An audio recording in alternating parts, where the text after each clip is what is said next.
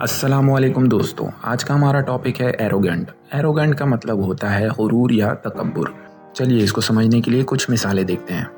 जैसे कि कोई बंदा जो अपने ओपिनियंस पर इतना यकीन रखता है कि वो दूसरों की राय को बिल्कुल भी नहीं सुनता और वो ख़ुद को सबसे आला समझता है। इसके अलावा जब कोई शख्स अपने गलत अमल पर तनकीद से इनकार करता है, इसमें वो अपने आप को इतना ऊंचा समझ रहा होता है कि उसे लगता है कि उसकी कोई गलती ही नहीं। तो दोस्तों, अब हम इस वर्ड को एक सेंटेंस में इस्तेमाल करेंगे।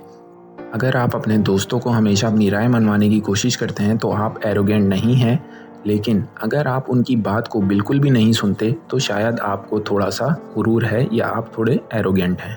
उम्मीद है आपको समझ आया होगा एरोगेंट का मतलब और कैसे हम इसे डेली लाइफ में इस्तेमाल कर सकते हैं। अगर आपको ये वीडियो पसंद आया हो तो लाइक करें, शेयर करें और हमारे चैनल को सब्सक्राइब करें। मिलते हैं अगली वीडियो में, तब तक के लिए खुदा हाफिज़।